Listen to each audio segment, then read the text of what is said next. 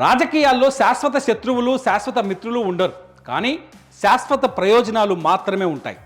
నిన్నటి వరకు వైసీపీకి నంబర్ 2 జగన్మోహన్ రెడ్డికి అత్యంత ఆప్తుడు, ప్రత్యర్థులపై విమర్శల బాణాలు సంధించడంలో దిట్ట అయిన విజయసాయిరెడ్డి ఇప్పుడు సడన్గా రూట్ మార్చారు. ఆయన వేసిన ఒక ట్వీట్ ఏపీ రాజకీయాల్లో పెను తుఫాను సృష్టిస్తోంది. ఎక్కడా చంద్రబాబు పేరు ఎత్తకుండా అత్యంత సంస్కారవంతమైన భాషలో ఆయన చెప్పిన ఒక నిజం ఇప్పుడు వైసీపీలో కూడా కొంత దుమారాన్ని సృష్టిస్తోంది. ఇంతకీ సాయిరెడ్డి ఎక్కుపెట్టిన ఆ బాణం ఎవరిపైన? ఆయన టార్గెట్ జగనేనా, లేక కూటమి ప్రభుత్వానికి ఆయన పంపుతున్న సంకేతాల? ఈ స్టోరీలో చూద్దాం.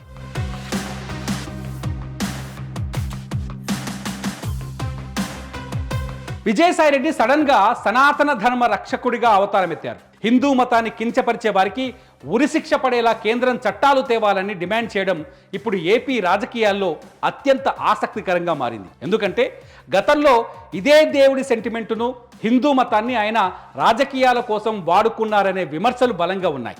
ముఖ్యంగా 2019 ఎన్నికల సమయంలో వైసీపీని అధికారంలోకి తీసుకురావడానికి శ్రీవారి బంగారు ఆభరణాలు లేని పింక్ డైమండ్ అంశాన్ని తెరపైకి తెచ్చి ఏకంగా చంద్రబాబు నాయుడే దొంగిలించారంటూ అప్పట్లో విజయసాయిరెడ్డి తీవ్ర ఆరోపణలు చేశారు. అయితే అధికారంలోకి వచ్చాక ఆ పింక్ డైమండ్ ఊస ఎత్తని సాయిరెడ్డి ఇప్పుడు హఠాత్తుగా రూట్ మార్చి హిందూ ధర్మ పరిరక్షణ గురించి మాట్లాడడంతో రాజకీయ వర్గాల్లో ప్రత్యేక చర్చ జరుగుతోంది.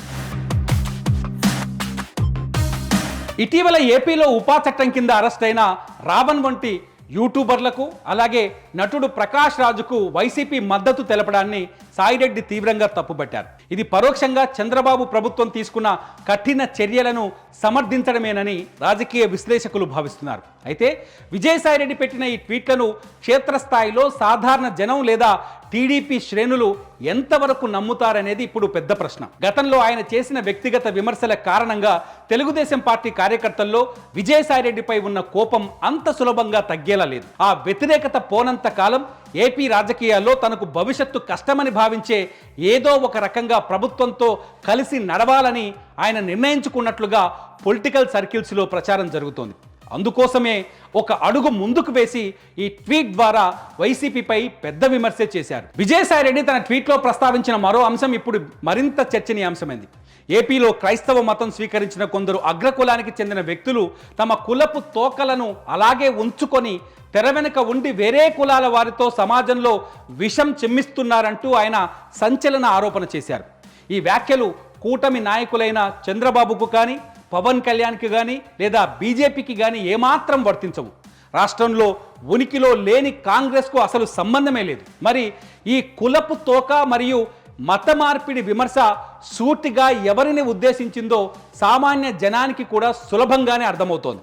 గతంలో మద్యం పాలసీ వ్యవహారంలో జగన్తో బంధం బీటలు వారలేదని చెప్పే ప్రయత్నం చేసిన సాయిరెడ్డి ఇప్పుడు నేరుగా ఈ వ్యాఖ్యల ద్వారా జగన్ రెడ్డినే టార్గెట్ చేశారని విశ్లేషకులు అభిప్రాయపడుతున్నారు.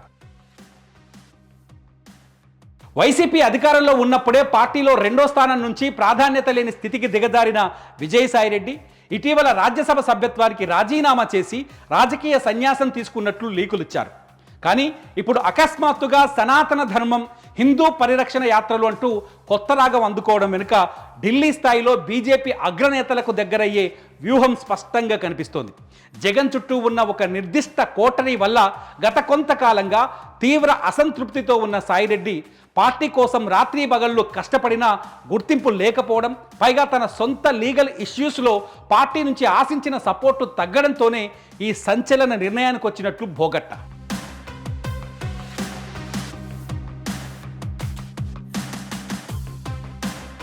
ఏది ఏమైనా రాజకీయ లబ్ధి కోసం అరాచక శక్తులను లేదా మత రాజకీయాలను ప్రోత్సహిస్తే అది రాష్ట్ర భవిష్యత్తుకే ప్రమాదకరమనే సంకేతాన్ని విజయసాయిరెడ్డి తన ట్వీట్ ద్వారా ఇచ్చారు. అయితే సొంత పార్టీ లైన్కు భిన్నంగా ఆయన సంధించిన విమర్శల బాణం వైసీపీలో ఎలాంటి రాజకీయ పరిణామాలకు దారితీస్తుంది?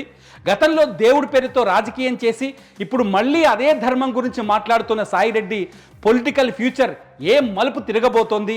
ఆయన నిజంగానే కూటమి వైపు అడుగులు వేస్తున్నారా, లేక పార్టీలోనే ఉంటూ తన ఉనికిని చాటుకునే ప్రయత్నం చేస్తున్నారా అనేది కాలమే నిర్ణయించాలి.